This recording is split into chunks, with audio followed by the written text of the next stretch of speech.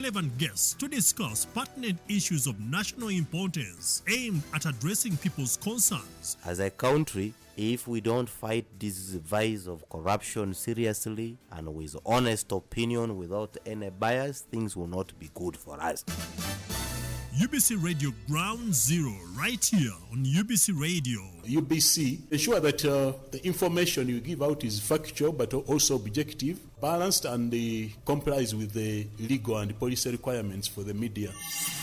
Ground Zero program is always live, loud and clear, every Saturday from 10 a.m. to 12 p.m. on UBC Radio, Butebo FM, West Nile FM, and Magic 100 FM, and live stream on YouTube. You can also listen to the repeated broadcast of UBC Ground Zero every Sunday from 3 p.m. to 5 p.m. UBC Radio, inspiring Uganda. Welcome to Ground Zero Season 2, a show that brings you in-depth discussion ranging from politics, health, finance, sports, and so much more. Ground Zero Season 2.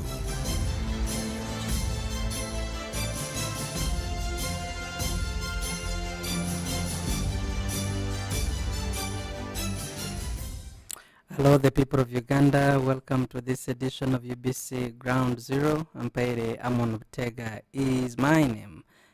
I welcome you from the seasoning breakfast with my brother Uncle Philip. And we join you this very moment with another important edition of UBC Ground Zero. We are on 5 radio stations covering entire Uganda. We are on UBC Radio in Kampala, Nile Avenue, Nakasel Hill, in the heart of Kampala, capital city of Uganda. We are on 98.0 FM in Kampala. We are 97.4 FM in Arua. We are 98.4 FM in Lida. We are also connected to another important radio in eastern Uganda, that is UBC Butebo, on a 96.9 FM in Bale, 98.4 FM in Soroti, and we're also live and clear on UBC West Nile, that is in the heart of Arua City, on 98.0 FM, and that covers West Nile sub-region, Lango sub-region, Acholi sub-region, Karamoja sub-region, and also we are live and clear on UBC Magic 100 FM, covering all parts of central Uganda. We're also streaming live on YouTube. You just put UBC Radio or UBC Ground Zero and you'll be part of the conversation. Mpaire Amon Butega is my name, and we do have a big privilege and honor to have in the studios of UBC a very special team of guests that are going to be helping us by educating, informing, but most importantly, inspiring us on a number of issues that we're going to dive into, shaping our world today. And our topic that we're going to focus on today affects all of us when we talk about a very important aspect that we call biodiversity. Uganda often referred to as the Pearl of Africa, and that is why it is a home to astonishing variety of flora and fauna, with over 1,500 plant species and more, millions and millions of animal species. Our country is rich in terms of rich diversity. It is not just a source of natural beauty, but also a cornerstone of our economy, culture, and well-being. And when we talk about biodiversity, we're going to center our focus and our discussion on that. A big privilege and honor to have Emily Alayo Arnaitwe is the Development Communications Officer coming from National Agricultural Research Organization. A privilege having you, Emily, to this edition of UBC Ground Zero. Thank you. Good morning, Amon, and good morning, our listeners. It's indeed a nice time to come back to Ground Zero. Indeed. I've been missing you. We also do have a privilege and honor to have Dr. Christopher Luanga, is the head of research and ideology coming from Uganda People's Congress. Welcome again to this edition, Doctor. Thanks very much, Comrade Amon.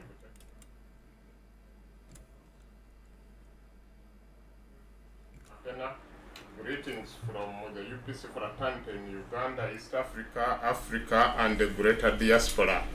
They are tuning in to follow this program because environmental issues, biodiversity issues are an act of faith in UPC, and they are embedded in the party constitution I think it is Article 2.14, where it is saying environment and protection, we have to protect the environment, promote environmental friendly and sustainable development.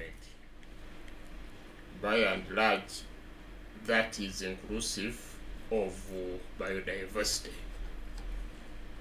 So we have it from our thinking, we have it from our core value, and then this is the right place to be when we are discussing biodiversity. Yes. Interesting.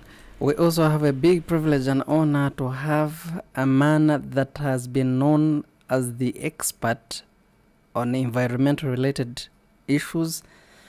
For those that have gone through him and his hands, is known to have been a very good senior lecturer on also environment related causes, and is so much passionate about media action, especially when we talk about climate change. And the person I'm talking about is Peter Paul Chuvuka, joining us this morning on this edition of UBC Ground Zero as the lectured expert on natural resources management. Welcome, sir, to this edition. Yeah, good morning, listeners. Good morning, Amon. I bring the experience of the academia and also the experience of some actions like you have said about media action on climatic change. We cannot make any difference without media playing an active role. It is very pivotal in ensuring that the public has good knowledge about issues of environment, issues of climatic change, and here now we are on biodiversity. Thank you. Interesting, our dear listener. You've heard from the guests that I have in the studios of UBC today. Joining us are three of those interesting and distinguished guests who will shed light on the critical state of biodiversity, especially in our country, Uganda in particular, but also we're going to extend to the region of East Africa, Africa, and the global at large. But also we're looking at a number of activities. We're looking at those efforts and renowned people and experts that are so much known when we talk about biodiversity, who will provide those insights into the current challenges, and we'll look at the successes, especially in conservation efforts. And we're going to have that conversation taking us to the next 2 hours. But in case you want to participate in this kind of discussion, 776-511-426 is the number that you're going to be joining us on, both on messages and on calls. That is 1 hour later. Let me start, not wasting time. We're going to be discussing our topic, igniting sustainable action to avert the loss of biodiversity in Uganda. They always say ladies first, and I cannot violate that principle. I will start with you, Emilia Alayo, to educate us about what you know about biodiversity and where does Nile position itself in terms of conserving conservation efforts, especially in Uganda. And later we'll come to Peter Chuvuka. Thank you, Alayo. Thank you so much, Amon. Once again, thank you for the privilege to come to Ground Zero. A great program. I just want to begin by telling you, of course, National Agricultural Research Organization, NARO, is the agency of Ministry of Agriculture, Animal Industry and Fisheries that is mandated to conduct basic and applied research as the public agricultural institution. With institutions spread around the country, NARO works in zones with 16 agricultural research institutes. And so coming from a sector that deals with agriculture, certainly biodiversity is our core sector as well, but also realizing that biodiversity is a sector that interrelates with other sectors. So you have the water sector, you have the energy sector, and all these are a confluence that come in to help our end users, the farmers. So for us to really think about diversity, it means we are planning for the soils, we are planning for the plants, the livestock, forestry, water resources, and all these help us to have a good life, to have a good environment for today and for the future. So giving us a topic to ignite sustainable actions to avert the loss of biodiversity in Uganda is very relevant, because later you'll hear this in the discussion, of course. We are concerned about how we are utilizing the spaces that we work with in terms of cropping, in terms of rearing livestock, in terms of forestry, because the depletion rate is moving quite high. And of course, the population growth is also moving high in Uganda, but land remains the same. And so how sustainable can we utilize this resource to ensure that we have food for today and for tomorrow? From the National Agricultural Research Laboratories, Kawanda, we have a program on biodiversity and biotechnology. And this is a program that is mandated to develop technologies that also conserve the biodiversity. And I'll just point out one unit, which is the Plant Genetic Resources Center, the PGRC, which is our repository for the germplasm of this country, both in frozen form, but also in the live form, but also in situ within the communities, within the government, within the community farmer fields and the farming communities that we work with. So by conserving seeds of a country, we are ensuring that we still have life of these seeds in the next generation.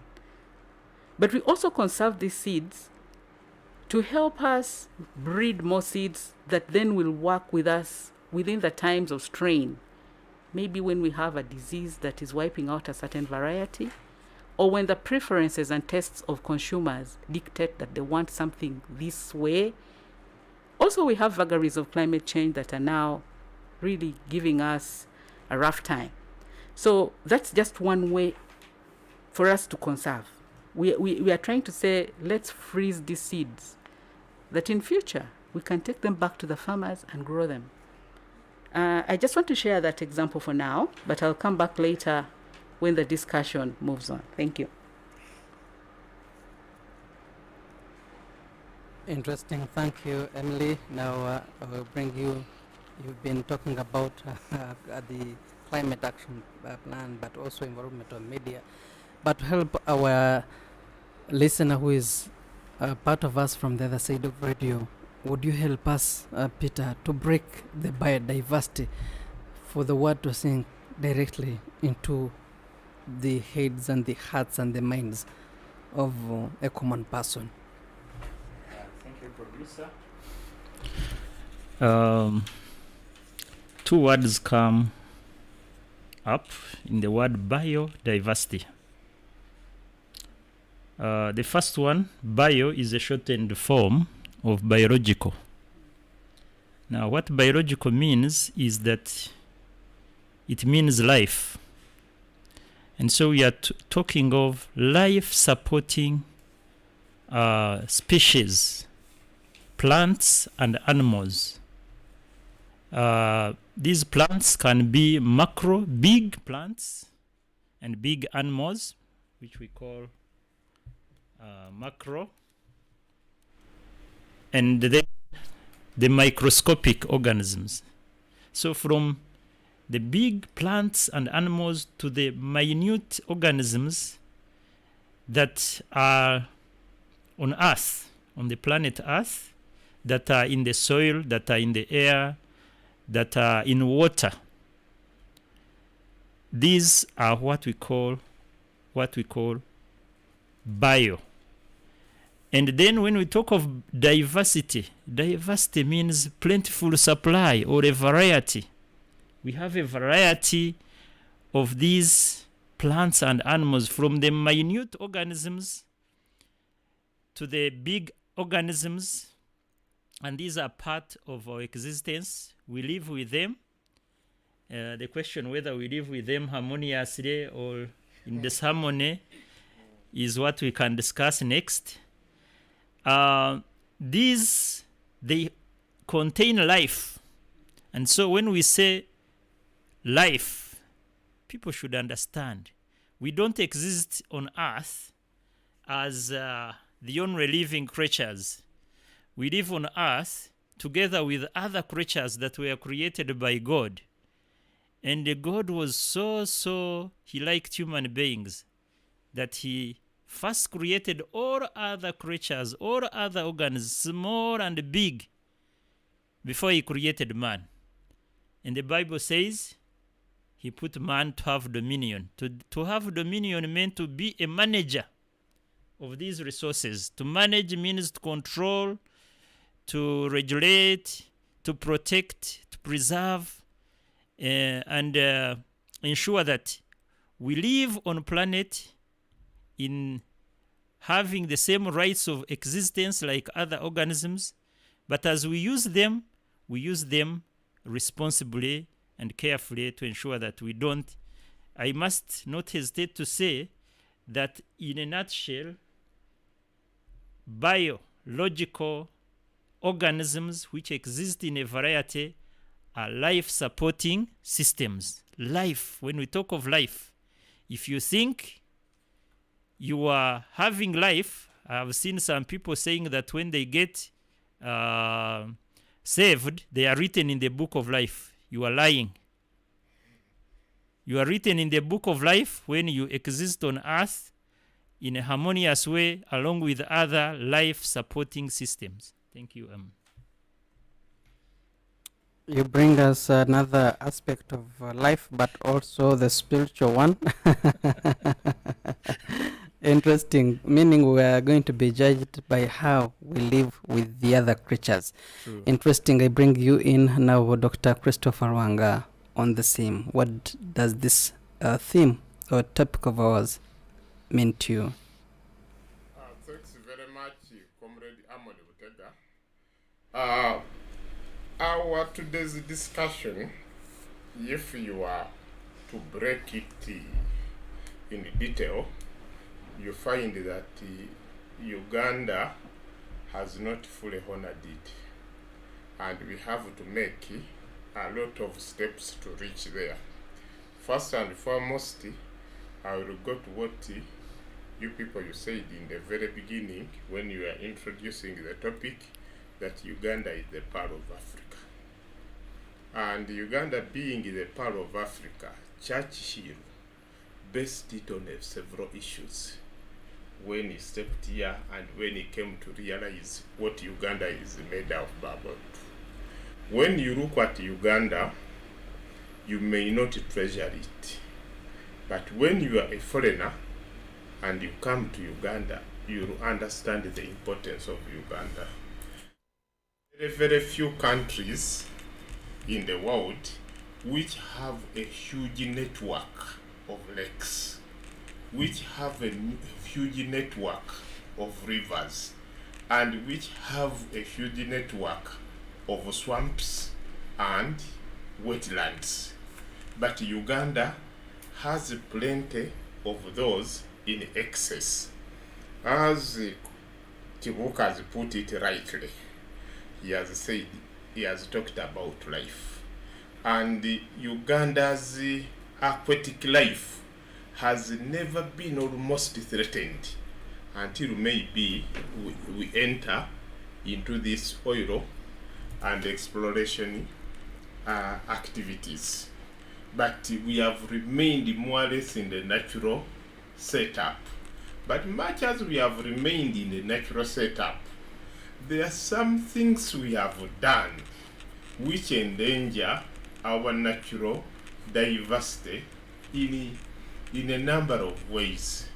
Yes, our parents used to use firewood to prepare their meals.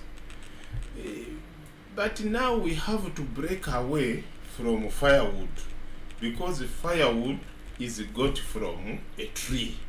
And these days it is very difficult to raise a natural tree unless we are raising these hybrid trees which even oversuck the mineral nutrients in the ground and they make the ground very bad. Now, who is that one who is allowing us to continue to use firewood? Okay, has he provided an alternative? Is there an alternative? Then, as if firewood is bad, but it is not much worse off like a charcoal. Charcoal, you are forced to go and cut down a tree and chop it into smaller pieces and then make charcoal. That one directly, it means deforestation. And the moment you enter into the politics of this of deforestation, you are directly saying, let the biodiversity come to an end, either this time or in the future. And because you are tampering with the natural habitat, it means also you are switching off the rain, you are putting off the chances of rain. Then you are also threatening us.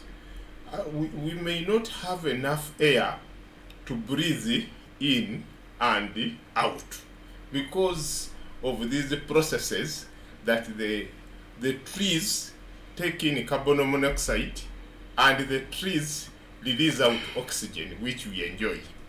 Now you will find that because Uganda has not understood the treasure it is having in its own hands, we can move into the clamor of socio-economic transformation, which is not based on sustainable sort of development.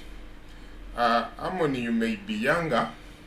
I was studying in Namilyango College and we used it to bypass Namamve Forest. Today, you cannot find Namamve Forest. Instead, you are greeted by the industrial park. And if we are to calculate the importance of Namamve, because it was established there to be more as something which will purify the air, you cannot buy that air it we used it to purify. And none of those industries there, none of those hotels there can repay that to the extent that it is not only for Uganda, but for the region. If you have more of those purification centers. But Namamve went, go to Mabira, it had to lead to a big demonstration in Kampala here, where I think some people even got injured, and one of the crusaders came to be known as Mama Mabira. She was fighting that don't convert Mabira into a sugar plantation. We are going to lose out in this biodiversity cases.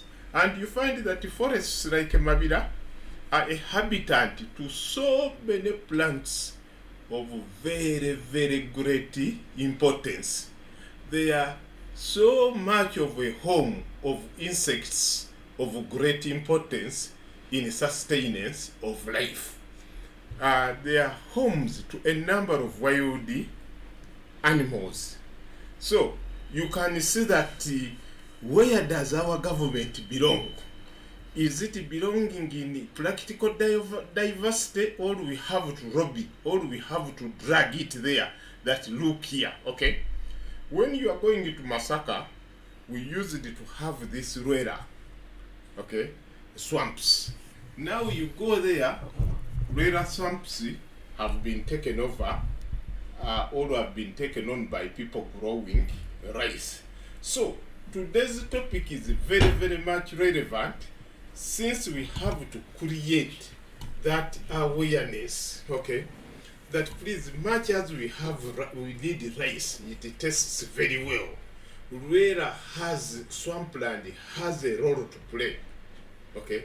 It is a home for various types of fish. It is a home for various types of butterflies.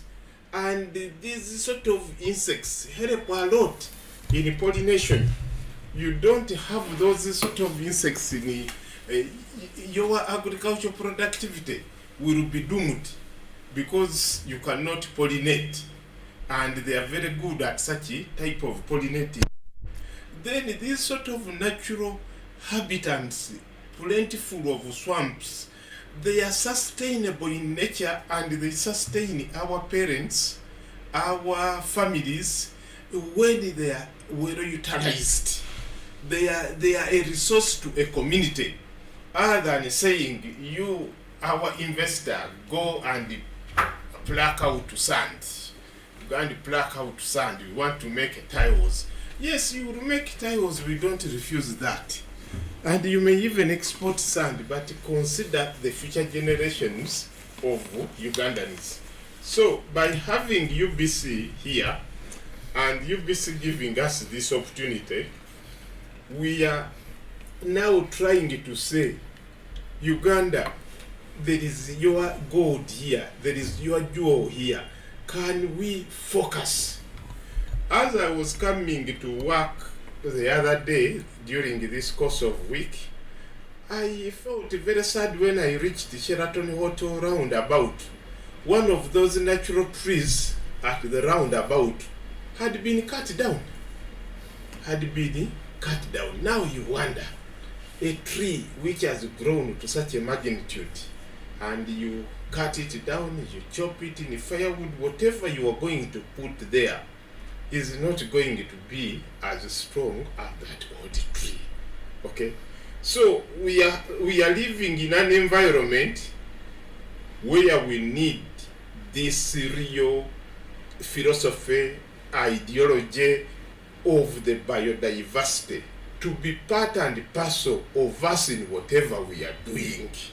And once we can achieve that, then the government will say, you people who are experts, what do I need to do?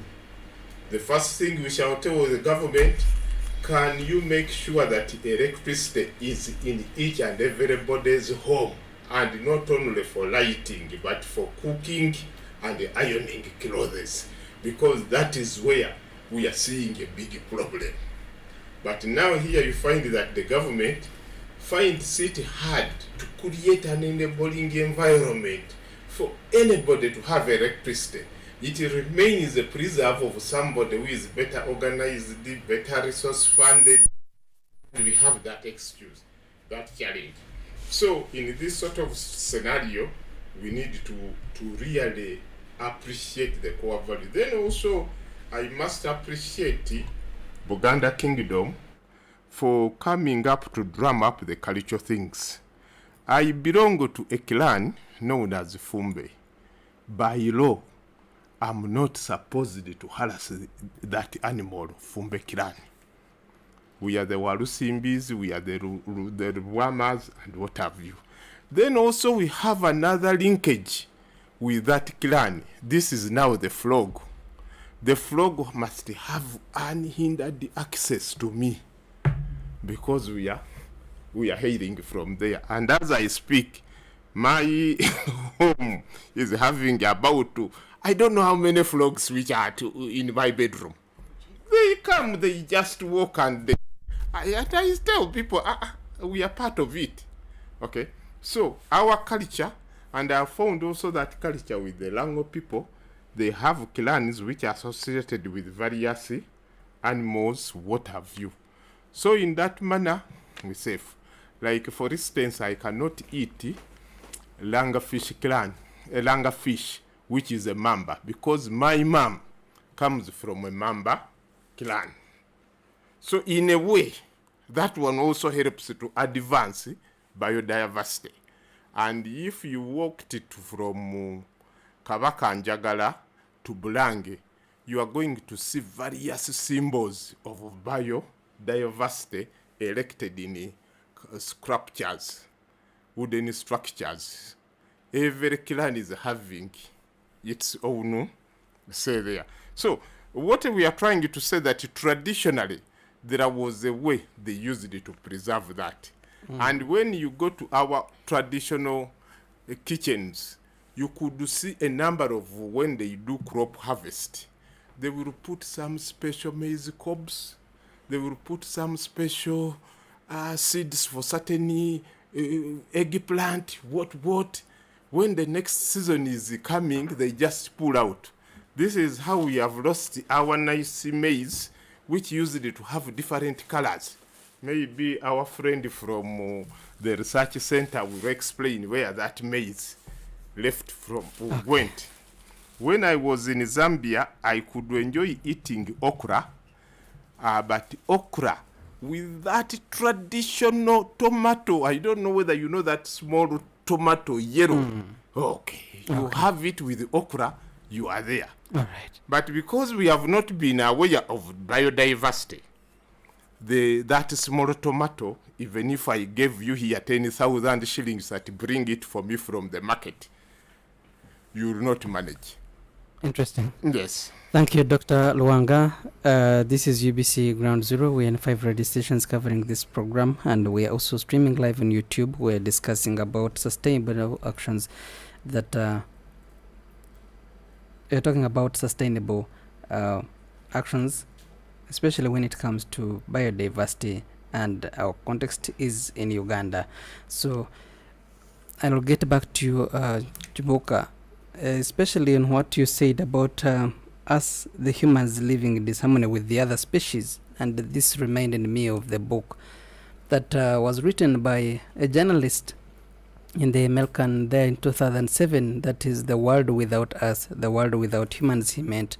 And he was talking about how the humans have failed to live with the other species, and I would love to know why, if the others have been really living together, why have we failed to, at least as you put right, some of the scriptures that man was given the right to protect the other creatures, but is not protecting, but rather destroying and killing.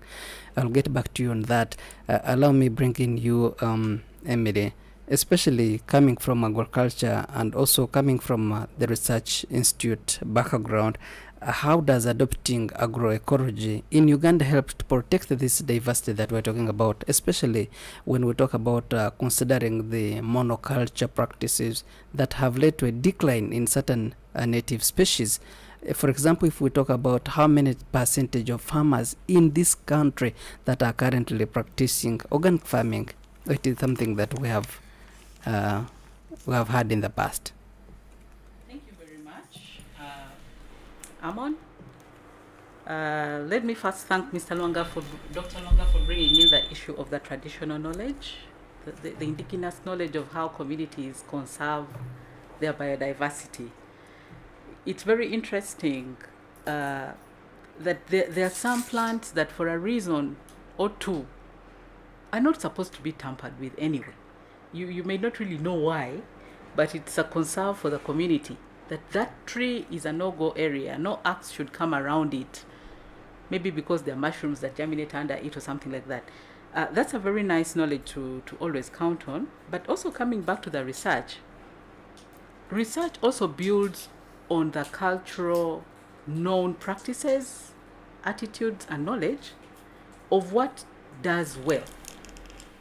If you find a society that is intact and everything is going on well, you don't dismantle that, but you improve it. And some of the technologies that research is generating is to enhance or to replenish, but not to take away. Amidst that, we also have the vagaries of climate change. These days, the seasons are changing very fast, and some of the changes come then with pests, come with diseases, and they could be shorter seasons. Some seasons are prolonged, the dry spells are longer. And so people who breed the seeds or the researchers take into consideration issues of the environment also. But also understanding that within the environment where we crop, the environment where we keep our livestock, there is a wide range of biodiversity species, the living beings, the living, both in the soils, in the air, within the farms. Now, for research to leverage on this, we know of things that grow together, but we also know of things that can grow together for a benefit. Recently, we had the prevalence of the fall armyworm, which has become a big hindrance for people who are growing maize in this country. This fall armyworm has come and has attacked many farms, but using biological control, we are beginning to see results that you utilize the resources of plants and animals and insects that can repel the fall armyworm. Growing maize along with bracharia or napier grass and desmodium, what we call the push-pull, is one of the technologies we're now promoting with our farmers who grow maize. The desmodium, of course, emits a certain smell that then repulses the fall armyworm moth and pushes it away. And when it falls at the edge of the farm and finds their bracharia or napier grass, it's trapped. And then, of course, it's eaten by the natural insects, what we call the friends of the farmers, the black ants and all. So this is naturally contained in the natural way that God made it, that there will be a species of a butterfly that will attack this crop, but the smell, insects respond to smell of such and such can repulse it. So these are some of the biological control. You asked about issues to do with organic farming. Organic farming is a practice that people are doing. What we do in Uganda is actually organic farming. When we talk about monoculture, we are looking at the large-scale production. It does not necessarily mean that we are taking off other crops that grow along with the crop in season. Now, the demands for continuous feeding or providing food for the growing population also come into play. And when we're looking at the industrialization, the agro-industrialization objective of our plan, we want to see a community that begins to use agriculture as a source of raw materials to aid the industry. Certainly, you need to increase your acreage. You need to increase the technologies you're using to produce. So you get people now leaving the house and beginning to use agro-machinery. People are opening up land with tractors. People are weeding with machines. People are harvesting with machines. This doesn't mean we don't want to conserve the environment, but we are trying to produce enough and ample food that will feed the populations that need this food, but also considering that some of these are the raw materials that will be taken to the industries. Now, when people are beginning to look out for solutions to address a challenge, they consult widely. And that's the reason why you have different varieties. For example, you can have beans that are about 10 to 12 varieties. We have changes within the seasons, so you'd want a seed that responds to a fast maturity rate, so that by the time the floods come, then you've harvested. But we also have issues of taste. We also have issues of the soils. We have a combination of things that work within the farming structure, the farming system, and all these are considered by the researchers. So it doesn't mean that we are taking away what was intact, the way God meant it to be, but we are trying to enhance and bring it to a scale where we can all benefit and utilize the resource that's available to us. Thank you. Interesting. I come back now to you, Chuvuka, on that very point that you ended on, disharmony, how humans have failed, but also looking at a number of other aspects. I would love you to elaborate on the ecosystem services that Uganda's biodiversity provides and how degradation of these services affect the local person, someone who is in Kabera-Byong, someone who is in Rupunjiri, someone who is in Kasese. How is he going to be affected by all these ecosystem services? Thank you, Amon. As the panel here was discussing, before I got into the harmony between us human beings and other species on Earth, both plants and animals, I would contest Doctor's assertion that Buganda culture is doing a lot because they have clans and they have symbols. I've not seen a natural forest reserve in Buganda. No, there is one, Mabira, of course, but I've not seen a biodiversity reserve in Buganda in the name of a national park where these animals, which are in their totems, are preserved, are protected. To me, there is a lot of hypocrisy. They are only symbols. They are only symbols, On the and there is a streets. lot of propaganda talking about we want to see action. Where, and I'm pushing that you have an area preserved. You are fighting over land, even the land where the sugar is was given out by the Kabaka to the Madivani. And no direction towards preservation of the totems which you believe in most. So please, I challenge you on that. Number two, it appears Naro is more driven into coming up with species in agriculture which are driven by profit to make more money and to respond to seasonal changes, and very little. How much do they respond to ensuring and maybe to ensure that there is food security, but how is culture an ingredient in making decisions of which varieties of crops and animals do you bring to the farmers? Now, Amon, if there is time and there is opportunity, there is a song, to have this message go through the public and they appreciate and have awareness about biodiversity. You will give me a favor and play the song by Michael Jackson, which says, "Heal the world, make it a better place for you and for me and the entire universe." It has a message. If you could look at the video, but we are on radio, it has a lot of message about the environment. Now, about the harmony with the other sources, Amon, I would tell you that as we speak, the biggest forest in the world is now being encroached on. It is called the Amazon. The Amazon provides over 20% of the oxygen we need. It is a carbon sink of over 20% of the carbon we release. As we talk now, it's being seriously degraded.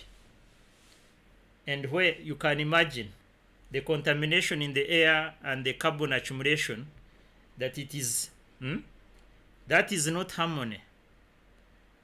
85% of the wetlands globally,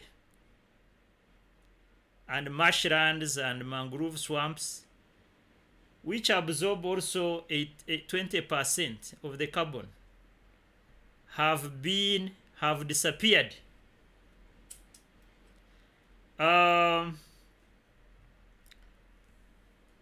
I can tell you more and more. Forest degradation in Uganda.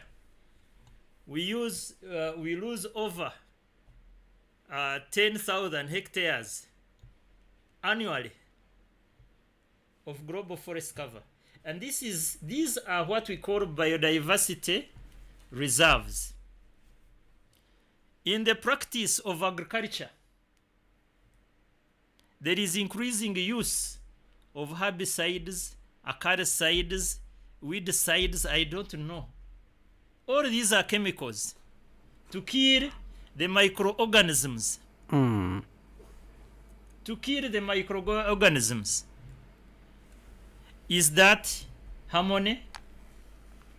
We should be living on Earth on the same terms and conditions with other organisms. That is what we call environmental justice. So, I'm telling you, there is no harmony. Let me tell you that to understand the harmony between human beings, human beings have come up with a lot of sophisticated technology, like Naro is using, to breed, to come up with the GMOs, and diminishing the natural species which have existed for this on Earth. On Earth, we have existed for more than 4.5 billion years. And because of the need to commercialize agriculture to make profits, the need to, meet food security, and food insecurity is now growing more than ever before, even with the rising population. So we have come up. We may be driven. I don't know. Some of these things are driven by the Monsantos of this day, and they pushing for policies which, without localizing and indigenizing our things to ensure that we promote them and we increase food security and commercialization within our own practices. How can we scale them up? But we are adopting what is the likes of Monsanto's, who are pushing for improved seeds and pushing for such policies. So I want to tell you that the harmony, if one wants to understand the ecosystem, an ecosystem, the word eco is ecology, and system is component parts which are joined together and working closely. The synergies? The synergies, the links, the connectivity, I may say. It's like a system is like our body. If I get, let's say, lung cancer, now that is the degradation. The forests, sometimes we say, are the lungs of the. Now I put it on my body. My forest is the lungs. Now, when I interfere with a tree, I am interfering with the insects that climb it, the birds that are on the branches, the water systems down. Okay, it's like a body. If my lungs become defective, the entire body becomes dysfunctional. I cannot function properly. So the ecosystem works like that. That any interference on one affects the will others. Have damaging effect on the others. The other. That is how the ecosystem works. And on Earth, we have we act like a web, connecting to one another. We connect with water, we connect with animals, we connect with soil, we are connecting with air, everything we are connected. Any interference with this will affect us as human beings. It will affect our food security, it will affect our water, our energy, our livelihoods, our economy. 80% of the GDP globally is derived from biodiversity. So one needs to understand this harmony if we look at something we call the food pyramid. The food pyramid has a wider base. The base is constituted of plants and animals. These are the ones which manufacture their own food in a process called photosynthesis. They are the ones who capture light. There must be a base. Now this base goes on reducing because everything else depends on the base. The base is the plants and animals. Whether small in size, whether big, whether microscopic, we depend on them so much for food, for health, for energy, for our incomes. Now, what follows on the base is what we call the herbivores, which feed on the base, which depend on the base. Then the carnivores, and then you have the tertiary consumers. Okay?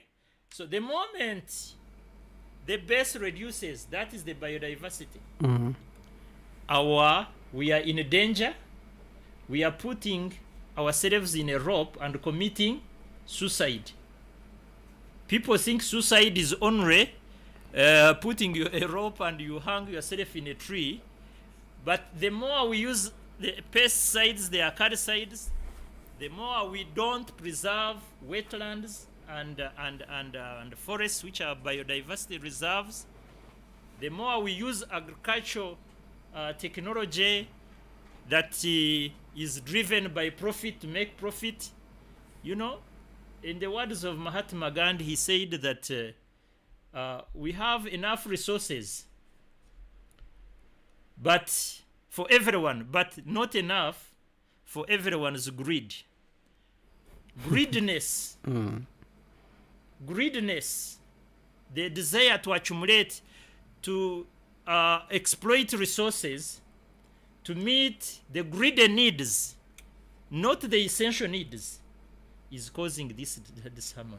Thank you. But Chibuka, also before we finish, looking at so many species that lack adaptability that is needed to cope up with the rapid changing of environments leading to increased extinction risks, can't you attribute to that, or do you majorly believe that it is all based on human behavior?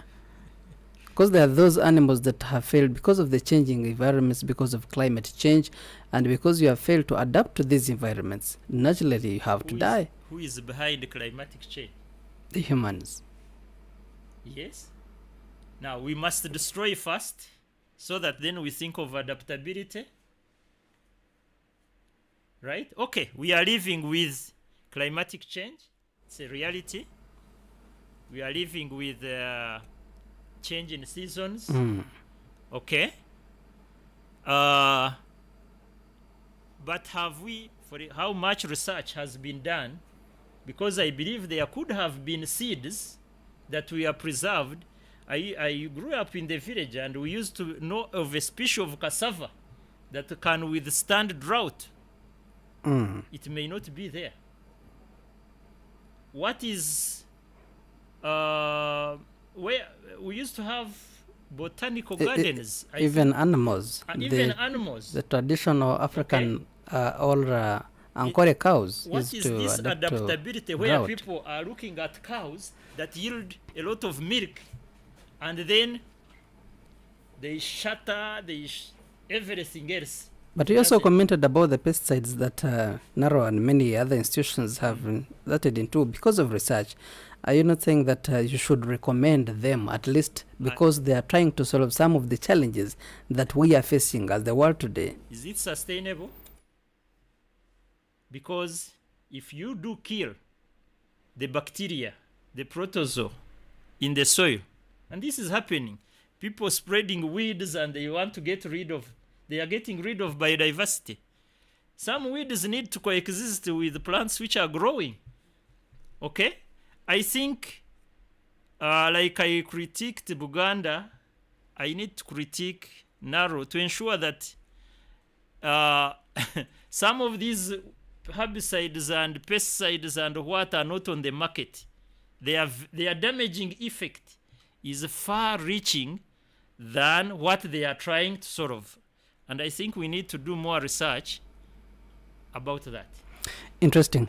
Dr. Rwanga, looking, you come from political parties and you're a politician based on your background. Are we lacking policies? Are we lacking funding?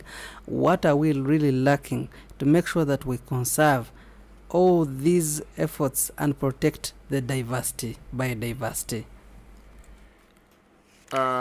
Comrade Amon Butega, my experience with Uganda is that it has never lacked laws, it has never lacked regulations, it has never lacked policies, it has never lacked that framework. But where we get it wrong is the goodwill. This biodiversity stuff we are talking about. Even when we are dying and we are failed to really understand and learn from what we are going through. Yes, this biodiversity situation we are talking about puts us on the edge. There is NEMA there. There is the Uganda Wildlife Authority. There are various ministries responsible. But now, the temptations are too much.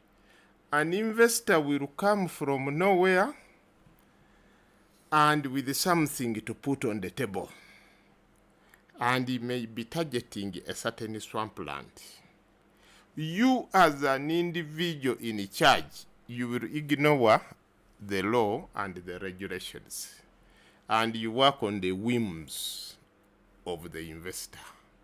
And it goes like that. The laws are there. NEMA has the laws. And when now NEMA decides to go into action, like Rubigi, politicians will come up that you are evicting our people. You are making our people suffer. Why did you allow them to build? And then you come and destroy. But you also use the swampland in Rubigi and you put up something. So it becomes very, very difficult to pull out something. It becomes very, very difficult to handle these situations. And indeed, we can say that we need a very strong political leadership from the central to the local government.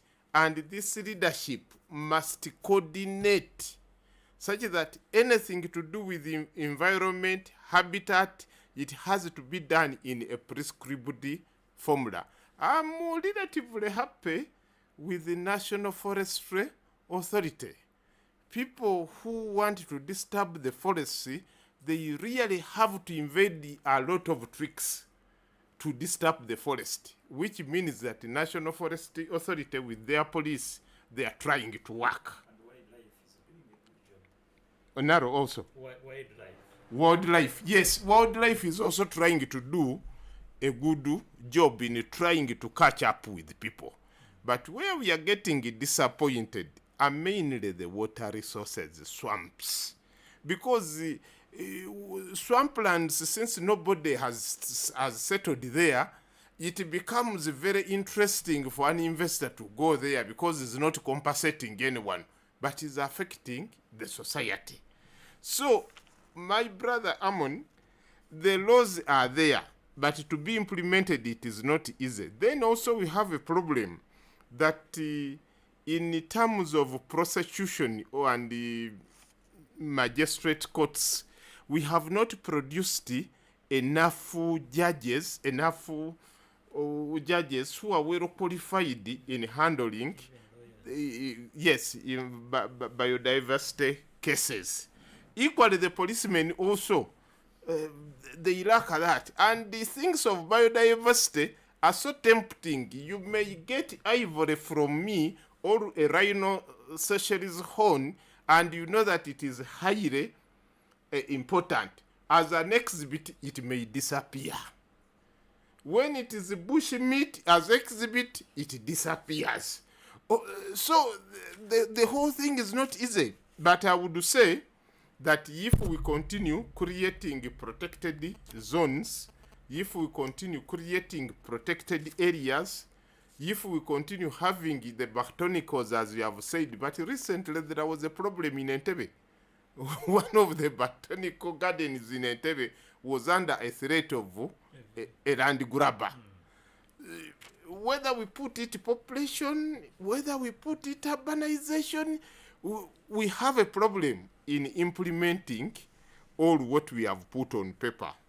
And may I imagine, I'm sorry to say this, our government has considered development which is more in buildings, which is more in factories.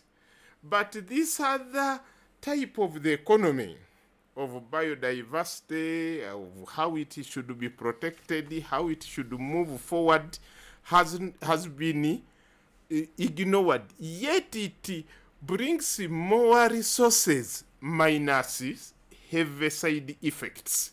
This one we want of buildings, of factories, it has a lot of challenges. So, remember that we have NEMA, we have Wildlife Authority, We have so many of these other supportive agencies. We have even certain specialized non-government organizations coming in. For my brother Chibuka here, we had a very serious meeting at my clan meeting in Mpigi, and we wanted to domesticate a fumbe. Okay? But they said the processes, wildlife is on us once we try to domesticate such an animal, because it does not belong to domestic animals. And they felt that the grandchildren of Walusimbi should have a chance of seeing it. Then, of course, the other element which we have not hinted on very much, and where we have all these problems, almost the medical, pharmaceutical, and the herbal industry, it is part and parcel of the biodiversity. When COVID was threatening, my home tree in Kaboja was a celebrity to a number of people. You climb, you get the leaves, you get what, you mix it with something, it clears the heavy flu, the heavy cough, the heavy what. Okay. Now, even in that area, we are not doing much to protect the endangered species.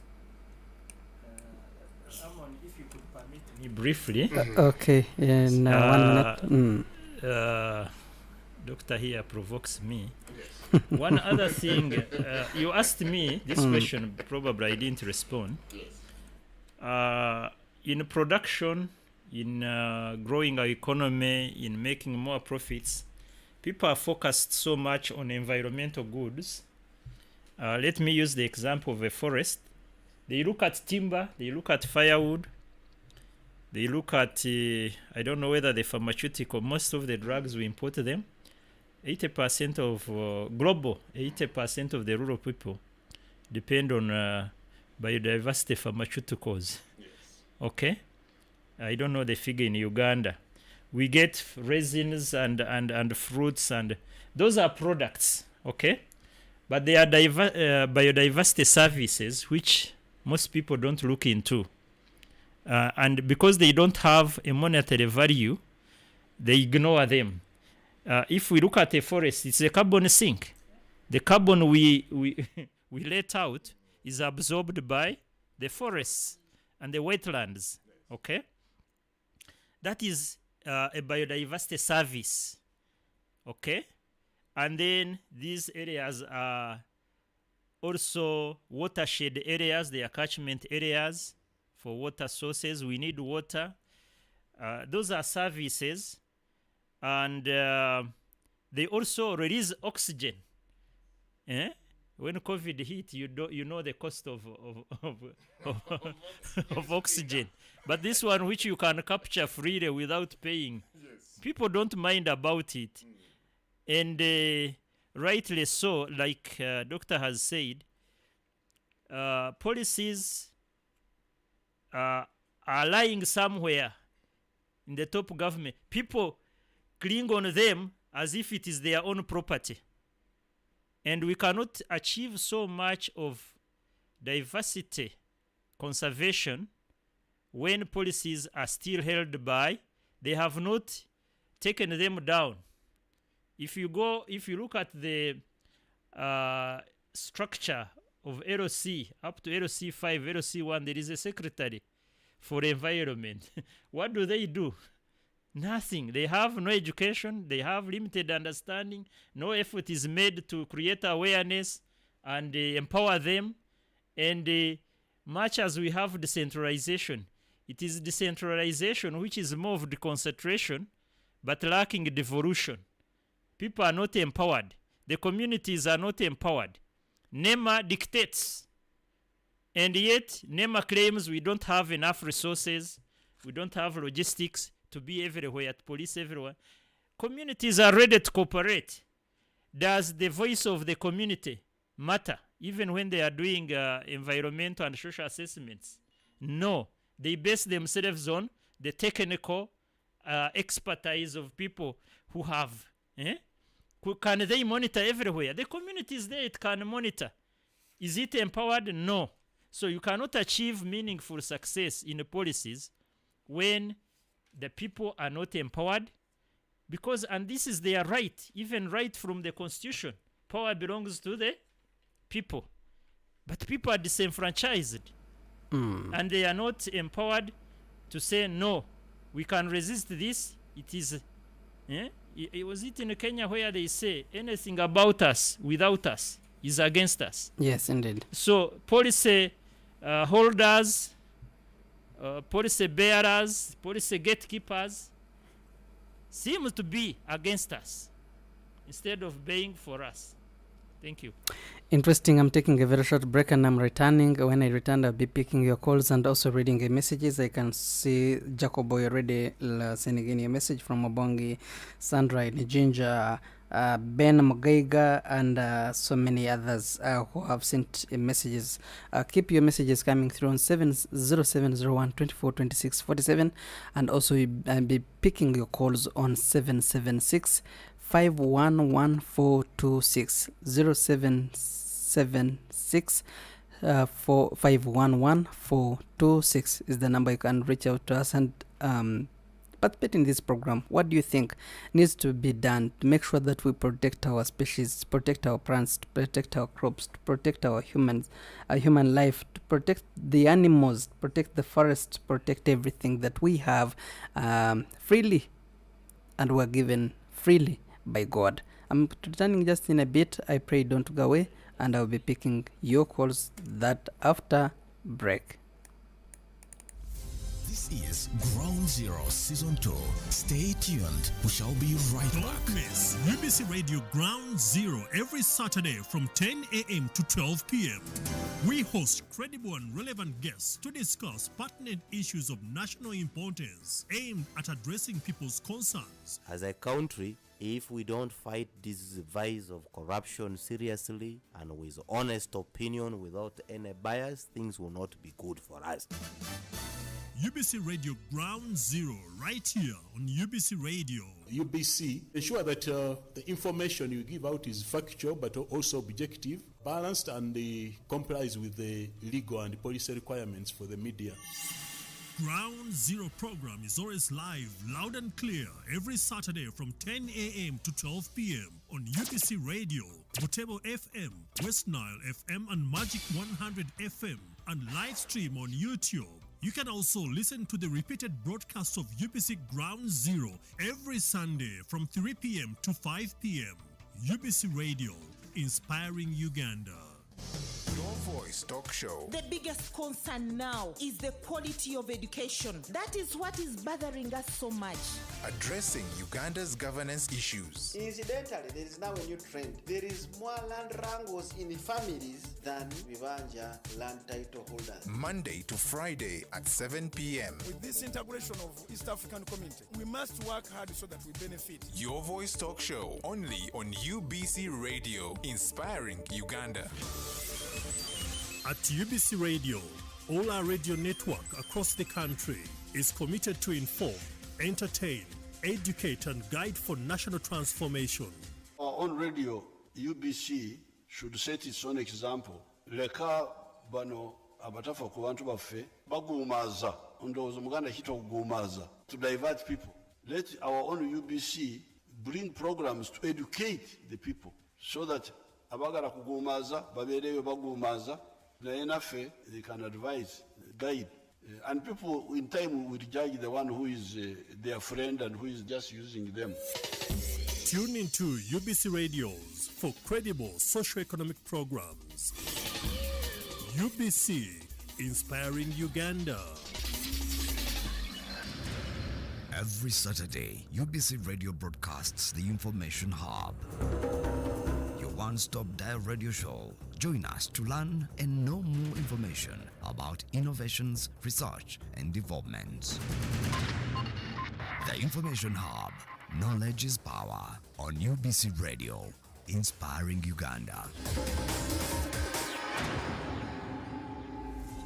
It's hot. We passed it. We didn't know exactly what the problem was on the ground. There is no about the effect of this thing. There's no pretending about that. Nobody should. It's a problem. It's balanced. This is not the stage at which you start planning to tax a commodity like coffee, especially from down there. It's intellectually engaging.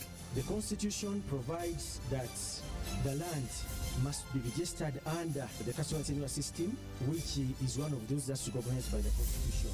Ground Zero Season 2, live and syndicated on your public and national broadcaster, UBC, inspiring Uganda. Welcome back. Ground Zero Season 2 continues.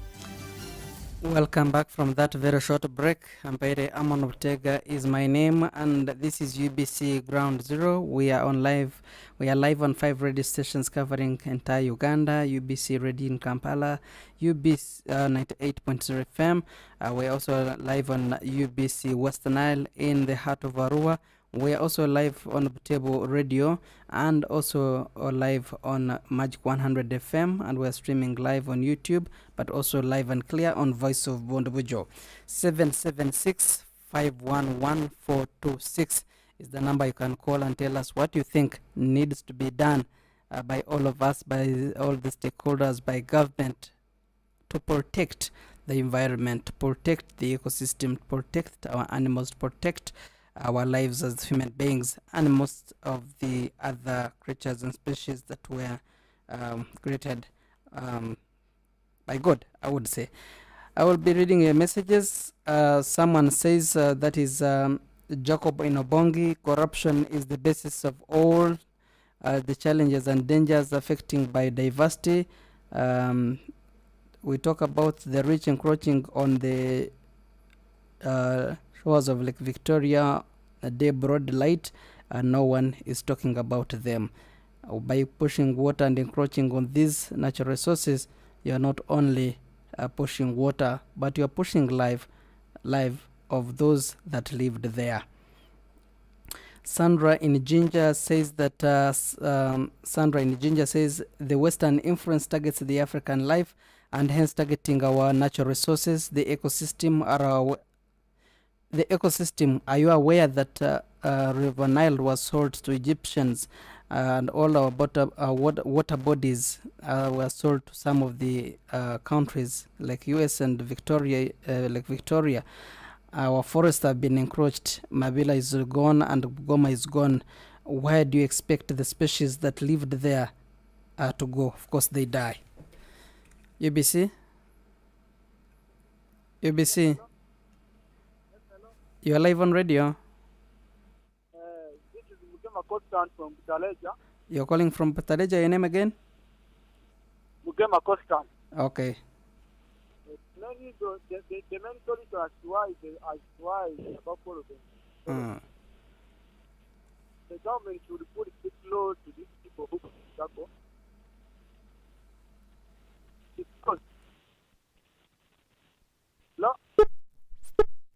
You are live. Please continue. Put big load to those people who ban charcoal, because charcoal is good from deforestation. And the government should also encourage the community members to come back and teach them the danger of cutting trees, such that trees is avoided to be cut by every person. Also, another thing is that the government should encourage people to cut trees, appreciation and agroforestry, that when these trees are planted in an area, they help rainfall formation in order to modify the climate very well. Okay.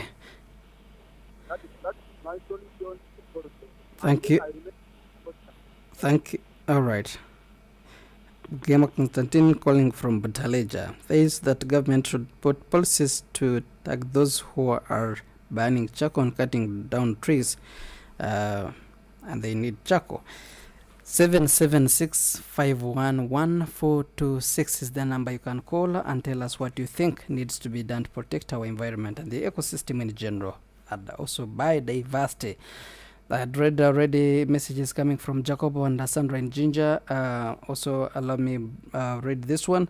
Some animals are running away to DRC and South Sudan. We have seen in the report in the news this week that South Sudan has so many has so many animals that are running from our national parks to that, because they can no longer live freely and comfortably in Uganda. No good life for humans, and also the animals have also tested on what we go through as Ugandans. Okay. Where do you expect, with this kind of environmental degradation, where do you see Uganda in the next 30 years? No unique birds, no unique animals, no crops and fruits that we always celebrated as the people of Uganda and the food basket. Rest in peace, our natural resources. Okay.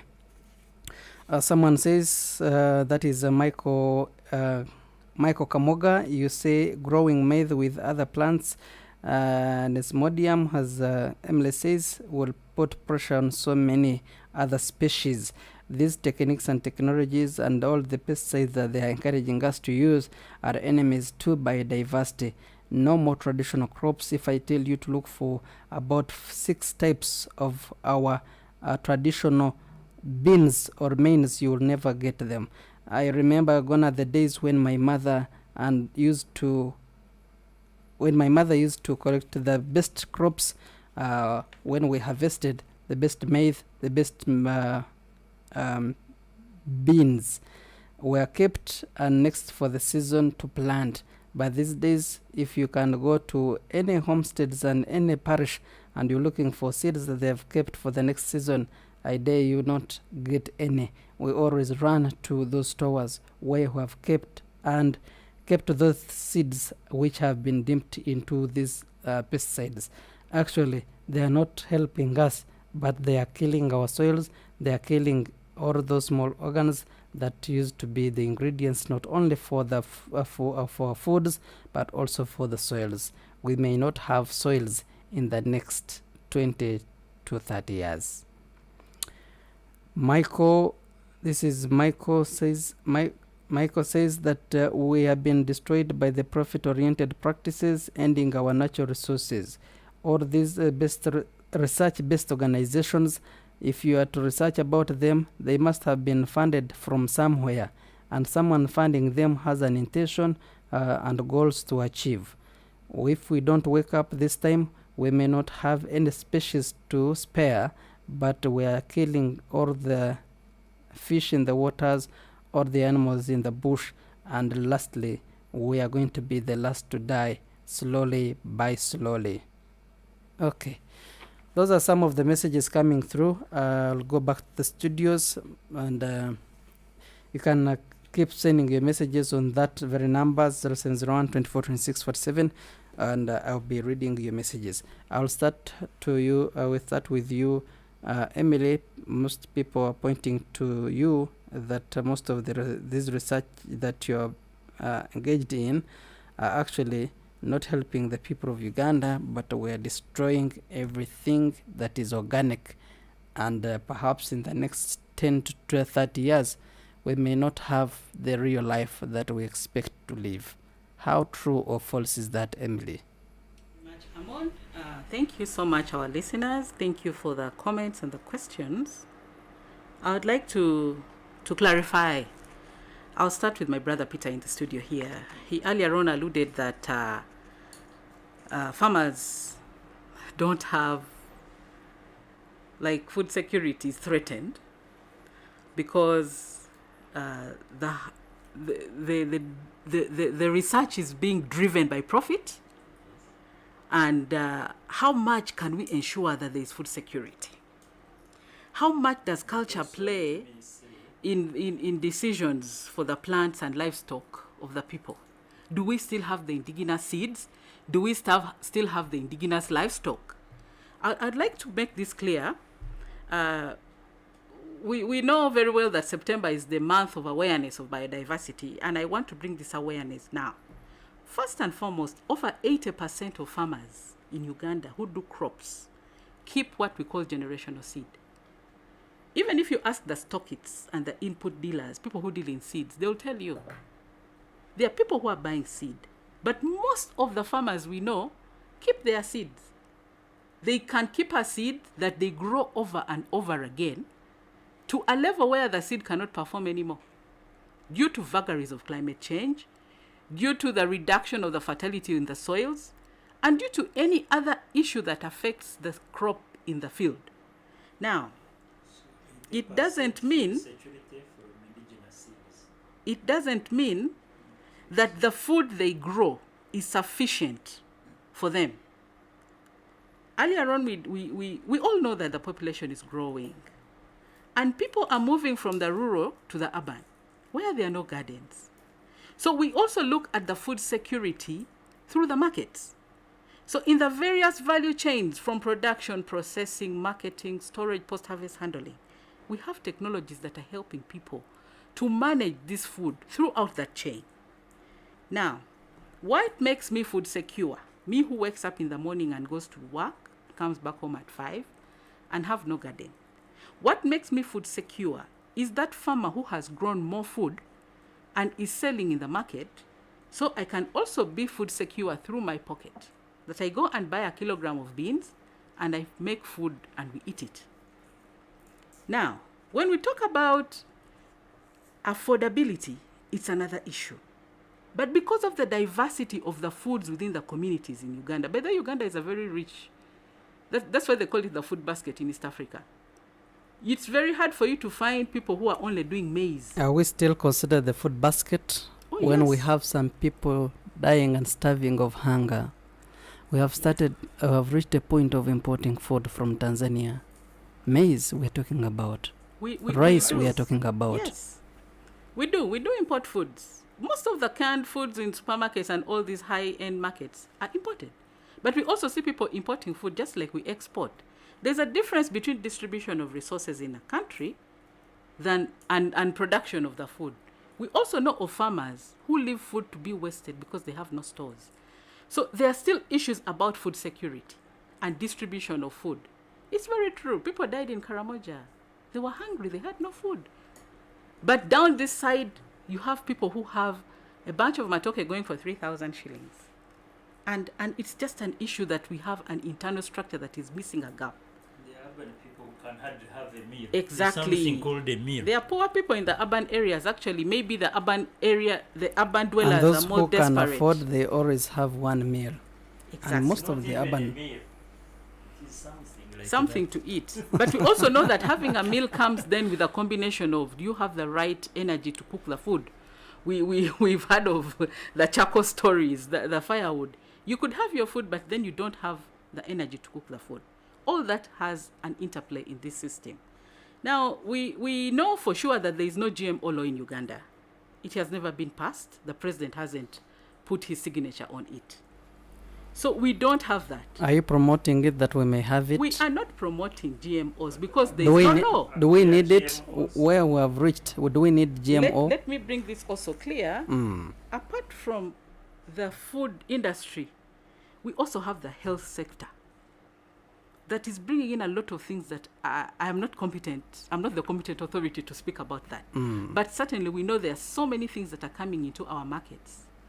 Just like they talked about the fertilizer and the fake seeds, the private sector is doing a lot of agro-input business. That is, I don't know whether they're regulated by government or there's a leakage somewhere, which should be regulated. So you find a farmer is complaining and saying, twalese banange, twalese kano ka machine, akokusa gundi, ne kavude chaine ite kakola. You get people asking you things when they're in the regrettable mode now. It's because we have a lot in the private sector that people purport to afford, and then it's something else. I think Ministry of Trade maybe will need to come and also talk about that. But then there is the issue of the genes, the germplasm, the indigenous seeds of this country that people are looking for, like a caller from Butaleja.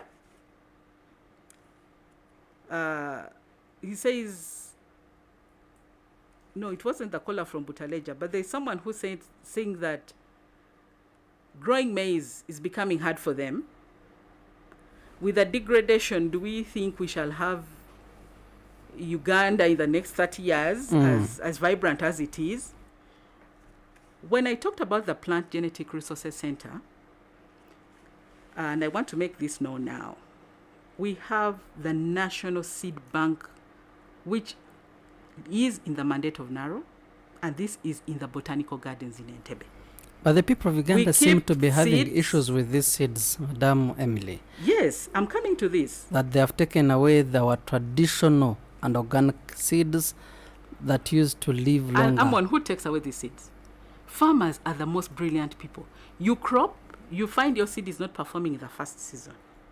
You find your seed is not performing in the second season. And that's how seed dies out. It also comes with other agronomic practices. We know of farmers who put seed in the bush, and for sure this seed will grow in the bush. And whatever vagaries affect it there. Don't you judge sometimes on the pesticides that we use, that Chiwuka and some of the listeners pointed out? I haven't done a study on that, but pests are certainly treated by pesticides in most parts of this country. Whoever takes this to them, it could be someone else in the private sector, or because NARO doesn't produce this. You know our mandate, certainly. Indeed. We have a chain of people we work with. NARO doesn't work alone. We have the extension. We have the extension right from the production department in the local governments. We have the Operation Wealth Creation, who now bring all these inputs to the farmers. Then we have the National Agriculture Advisory Services and other private service providers. Now, because NARO interfaces but when we have farmers, issues, especially in the agriculture sector, all our attention, all our hope is turned to NARO, because we believe that we can only be rescued by research. Exactly. And certainly research does rescue, because research works on challenges to find solutions. Okay. So every other thing that affects the agriculture sector has been purported to be associated with NARO. So even what doesn't come from research is brought to us. You see people coming to Kawanda and they're saying, Kawanda we don't do grants in Kawanda, for example. We are doing soil science. We have diversity, agrobusiness and biotech. And people are saying, Then you ask them, so how did you get this? They said, Then you ask, which murimisa? Can we trace where you got this seed from? Then they tell you, Babi Reta Kuva Tanzania. You know, it all ends back to research. Like we told you that research is about moving in circles. Then you get the challenge, get the solution, get another gap, and again come back. So people have found NARO a comfortable place to sort out their challenges, that they keep on bringing even things that are not generated by NARO to NARO. Then there was this caller who asked us about government should tell communities to stop cutting trees. You'll tell communities to stop cutting trees. It has become the talk. Perhaps we should tell communities to grow trees, not just to plant trees, but to grow trees. And for sure, we know there are people with a lot of goodwill. You've heard about the Roots campaign, that running out of trees. And Ministry of Water and Environment is championing this. When we had a storm that put down most of the trees at the Botanical Gardens, they came and planted more trees in this. And they're doing this countrywide. Yesterday, they were planting trees in Gulu. And they're moving from place to place to plant trees. And they're targeting about, by 2026, they want to plant as many as, 100,000 trees. Not just planting, but growing. So there are efforts. People are trying to plant trees. Even farmers themselves. People are doing what they call agroforestry. People are trying to help with the analog forestry. Because of the suffering, if I may use the word suffering, temperatures are really rising. Peter here was talking about climate change. Okay. We know all these things are happening. But what is that local action? What are you doing, you the person who has 12 acres of land? Are you going to wait for government to come and tell you, can you please do this? People naturally respond because they know that's their livelihood. People are planting trees. People are moving to irrigation on their own. So people are beginning to wake up, to take action, to take the climate action. And in the process of surviving, They are trying to save biodiversity because we are the biodiversity species also. So we start by saving ourselves, and then it moves on to the greater biodiversity. Thank you. Thank you so much, Peter Jabuka. First of all, I want to thank Michael. He alluded to what I was saying, that profit-oriented programs are being driven faster, and they influence so much how we deal with the preservation of our species, both animals and plants. And I think, personally, being a university donor, I would have to encourage some research on that. I am doing a research, by the way, on Rwera. Okay. And you see, when we talk of the ecosystem, people think of only the biological services, the environmental, ecological related, but they don't mind about the social. And I'm looking at the unfairness and the injustices that come to the community who were formerly using that resource and are not taken into account in the whole debate. So, and you see, profit has more influence than indigenous technology, indigenous and culture and other concerns. One caller talked about the rich encroacher. I think I must speak to this. The rich encroachers sometimes are not visible, but they have a lot of influence. These are the elite of this country, the bureaucrats, and I would not even call some the political class. I actually call them political chauvinists and protagonists who are driving, have a lot of influence on actions that are taking place.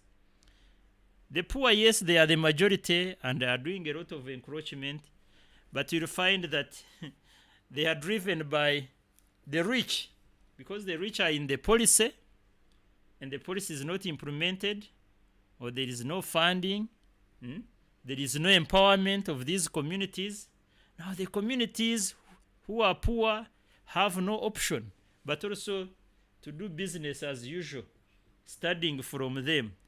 I bet I agree with that caller that the rich are doing a lot of harm and they have a lot of influence on our society. And whatever we do, because they are in the politics, they're in the policy making, they're in the decision making, and if they are not doing, and they are like Dr. here said, they put something on the table and you ignore everything else. They are not empowering the community. So I put a big blame on them. But Sandra, I think Sandra said the Western influence is targeting African life.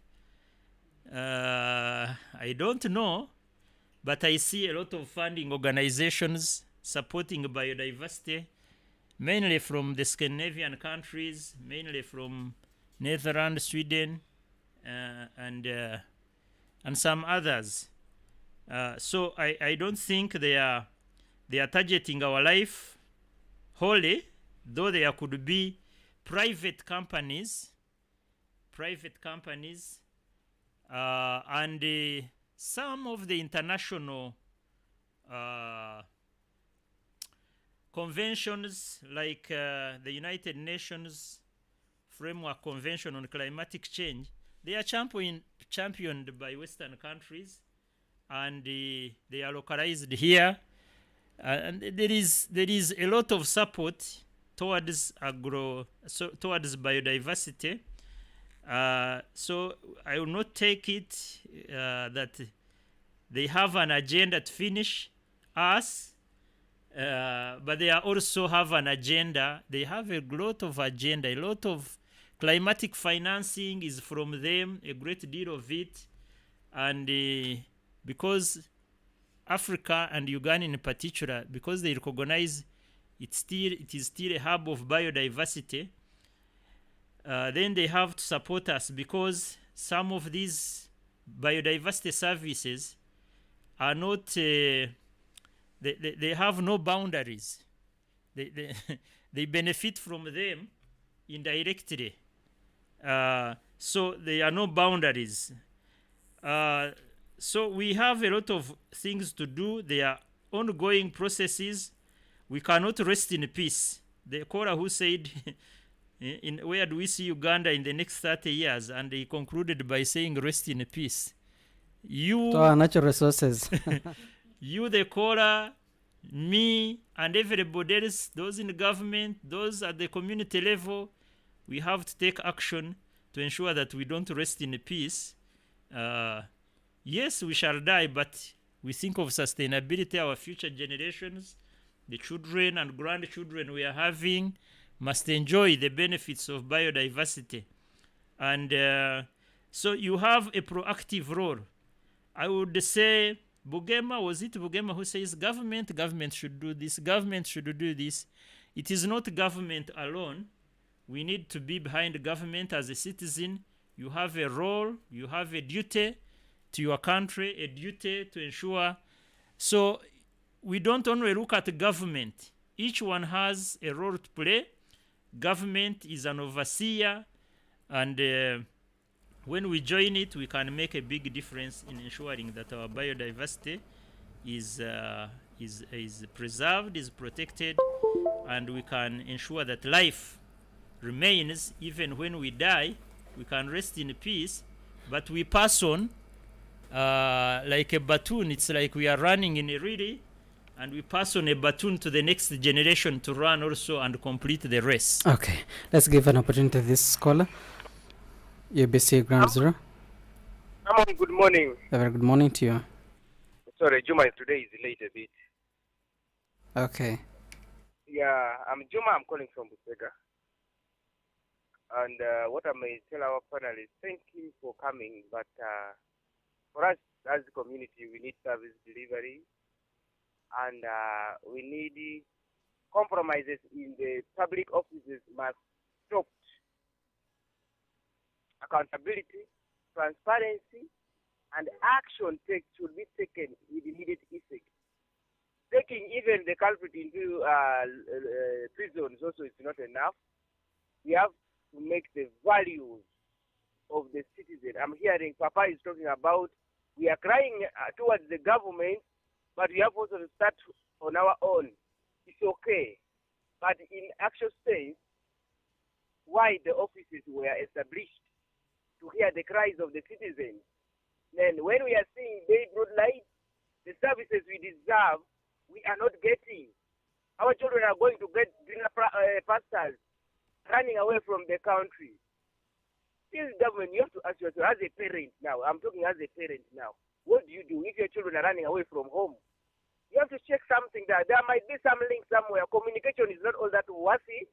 There are people who are partisan nowadays. When you have two partisans, you will never give services to the people. Example, Chitezi. Was there only the red colors who died, or the blue colors who died, or green or yellow? It killed the whole community as a unity. So we have to make sure transparency, accountability, and we have to be law-abiding citizens when we are raising our matters to the higher authority. I thank you very much. Service delivery is the key. All right. Thought to give one caller that opportunity. Dr. Rwanga, yes, as we please. come so close to the way forward and rolling remarks, but you can have minutes here. Dr. Rwanga. Okay. I welcome all the callers who have made this call.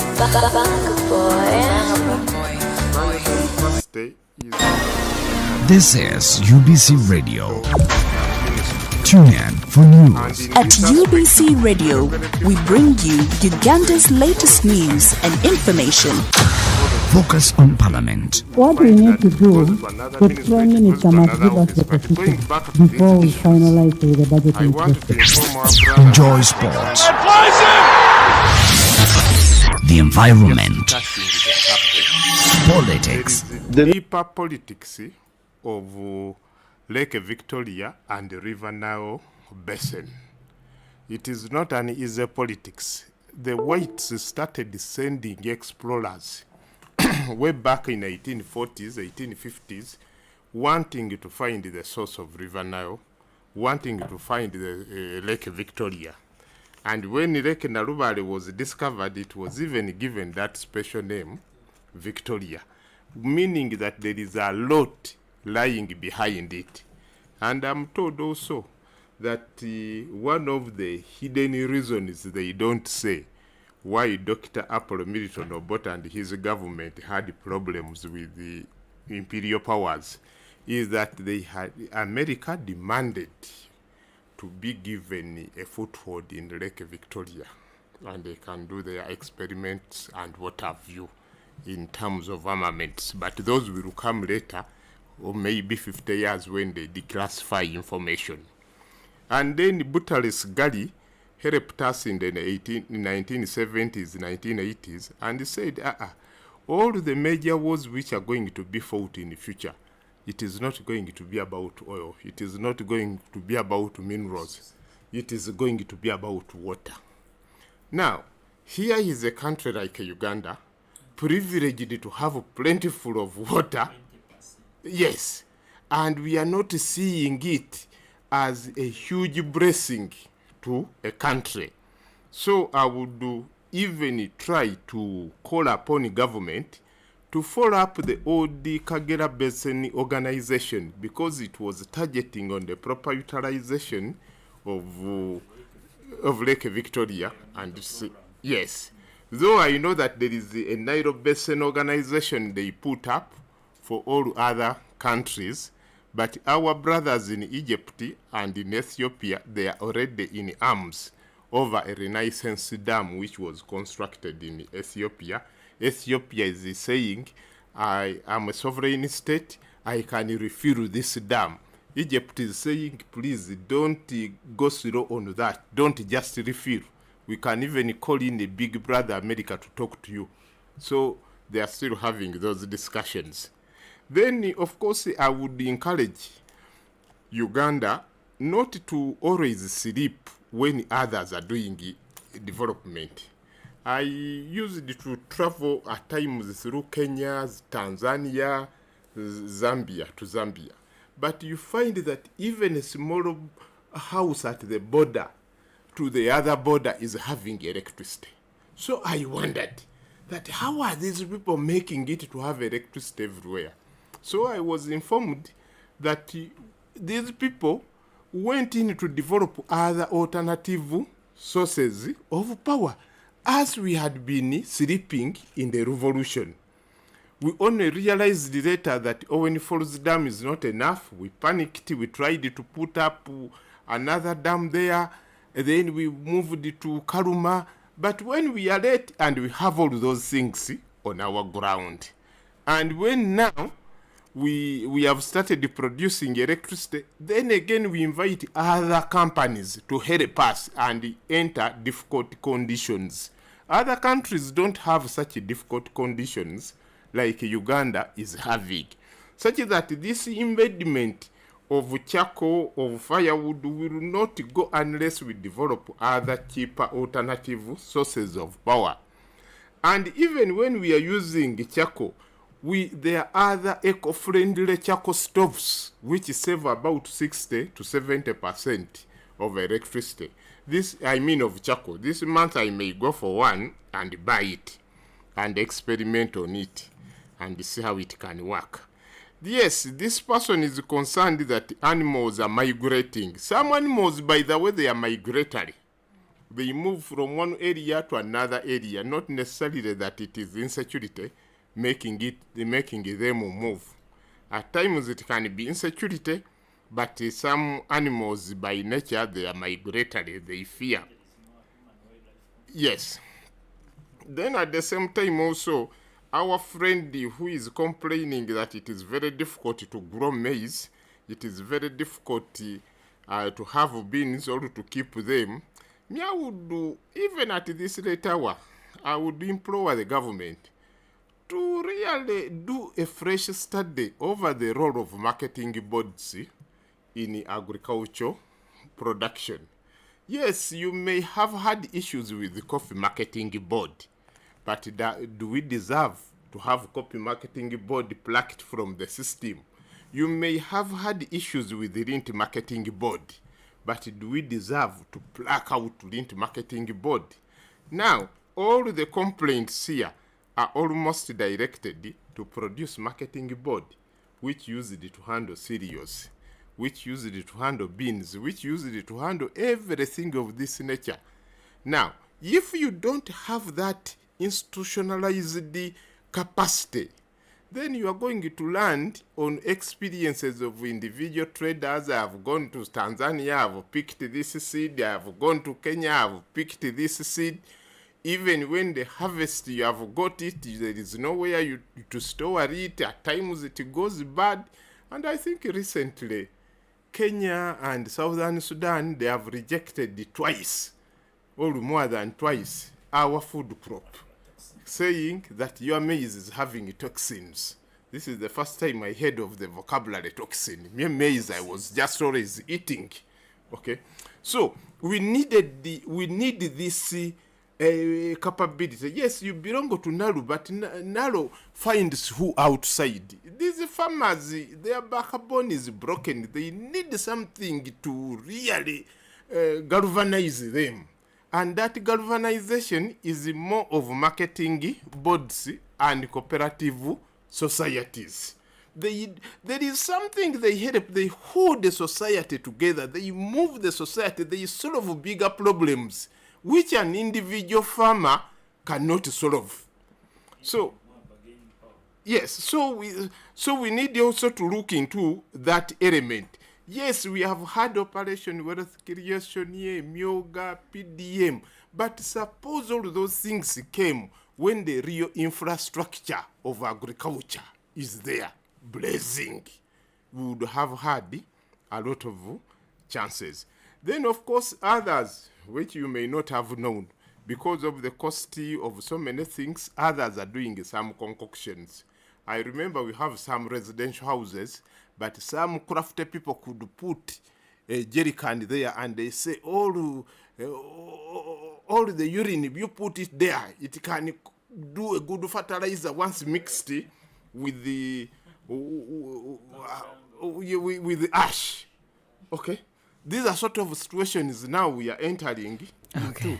And you cannot get the best results out. So up to this late hour, I implore the government to think of restoring cooperative unions, to think of restoring marketing boards, such that our individual farmers have got the capacity to move forward. Interesting. Time is not on my side. I would request your parting shots, but also way forward on that, especially now that you are a politician, and I won't really call you one because you come from a political party.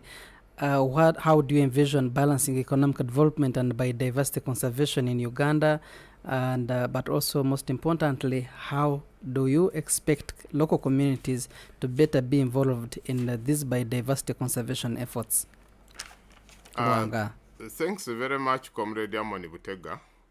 One thing which should come up very clearly, we must have constant studies over the new industry we are embarking on. This is the oil and gas industry with an oil pipeline. I know everybody is saying we have done effective environmental assessment and reports are intact. But those reports are intact, or they have been done thoroughly well before we start producing. When we start producing and exporting, we shall again need more periodical reports. And when we have these periodical reports, it may avert the sort of challenges Nigeria is facing. I think you heard of the environmental crusader, King Salawia, who died. He realized that the oil exploration is disturbing the Niger Delta. So we need to be very keen on this, since our oil lies in the hot spot of biodiversity, where we have plenty of it. Then to drum up the people is that whatever program which is discussed on the top there, it must fall down on the ground. And at the same time, when it falls down on the ground, we must create inducements for people to really safeguard our biodiversity. What sort of inducements? We must have a campaign for tree planting at a household level, and inspections should be done. And some of these trees we are planting, we should even associate them to be fruit trees. Like now, jackfruit is very scarce. Nobody eats a red jackfruit. You have to pick it, hide it somewhere, give it nice stick in it, put ash there for it to be ready. We don't have that opportunity. And yet we can grow jackfruit trees. Mangoes have become scarce. Others have said, so once we root these things at a household level, and we try to have as many varieties which don't exhaust the soil, there are these new trees I'm seeing, and I've been asking my friends that tree given an opportunity, where does it end? My friend told me no, that tree can grow, can spread roots which even destroy the foundation of a house. So the best is to bring it down. It is not home friendly, it is not money friendly. And there are so many in Kampala. We are planting those type of trees, and we have abandoned the other type of trees. So we need this biodiversity vigilance on the ground. And we should have these officers who are qualified in all these areas. Yes, our people are doing a lot of side farming or keeping of animals, but they have not got that technology that even the animal waste can be turned into something important. As we are talking about biodiversity, we cannot fail to link it to Chitezi. Okay. If we had explored more avenues of how we use wastes, how we recycle waste, such that our ecosystem is so much galvanized, we would not even have a Chitezi case, okay, in that manner and in that intensity. Your last comment, sir? My last comment would be, UPC has made environmental issues a campaign issue. So if you want to have a friendly environment, don't ignore UPC. Interesting. Yes. Chivuka, Peter Paul. Balancing the economy and biodiversity, I would seek that every institution of government in the ministry and other sectors encourage climatic smart agriculture. We need to promote the use of green energy by all the stakeholders. We need to have an empowered community to protect diversity. We need to promote the development of green jobs so that people who are employed in firewood and charcoal can have green jobs. We need to strengthen the protection and preservation of botanical gardens. More research, since my colleague here from Naro said that when there is a challenge, they go into research and then seek solutions. Do research in indigenous seeds so that we see whether they can help us develop resilience against climatic change and also ensure food security. Jealous regard and restore biodiversity resources. We should restore forests, do a lot of restoration of wetlands, and not just talk about it, but we need to see all stakeholders playing a role. Thank you. Thank you so much. We end with you again, Emily, but most importantly, I wanted you to point out to this question. Someone says is Kawagambe and is listening in from Entebbe and says Naro and other research-based organizations should tailor their research to fit and safeguard the African indigenous species. And that is the same thing that Paul Chivuka ended with. What is your comment on that, and what should be the way forward as we wrap up our discussion today? Thank you so much for this question from Entebbe. Maybe I could start from this and also make a rejoinder to what Peter has said, and also what Dr. Lwanga has said. Of course, research is done when there is a challenge. And not all challenges can be addressed by one research cycle. It has to be several. Certainly, indigenous seeds is the thing, because it's our heritage. It's our thing. No one will go out there to stop people from using indigenous seeds. No. We are using them. But it also now comes with the choice. The farmer himself will know, when do I need this? When do I don't need this? It also moves with food choices. People these days want to eat food that is foreign. I think they think it's the lifestyle, or maybe. I want frankfurters from Egypt. You know, that kind of attitude. Yet we have local chicken here that we are enjoying. Nyama it doesn't cook very fast. I just want to grill my chicken. No, it comes with choices of people's tastes and preferences also. We have a very dynamic society. And I also want to re-echo what my fellow panelists talked about. For me, it's an issue of awareness. UBC, you've given us an opportunity to speak to the world in 2 hours. Can you give us more time, maybe? We still have a lot to unpack and share. The media is certainly the agenda setter. We know all this. But the media sometimes limits us also, because we don't have the space to come. You don't call us as often as it should be. But I think it's time for everyone to do their part. We're talking about the citizens taking action. You who sits at that parish, are you caring about the natural resources around? Like they're talking about plant trees. That could be the simplest action we can do. But don't just plant a tree. Make it something with an incentive. Like he said, the fruit. It's a low-hanging fruit you can start with.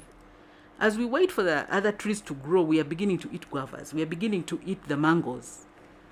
But also people who plant for us down at the grassroots, the duty bearers. Maybe people at the local governments. When do we call upon the community to plan for themselves before we dictate what they should do?